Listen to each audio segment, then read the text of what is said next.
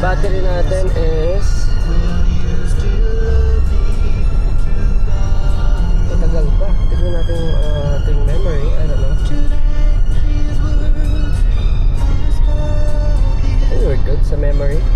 But we're gonna cut off right now kasi I wanna make sure na meron tayong memory sa ating pag malapit na doon, we will resume it, okay?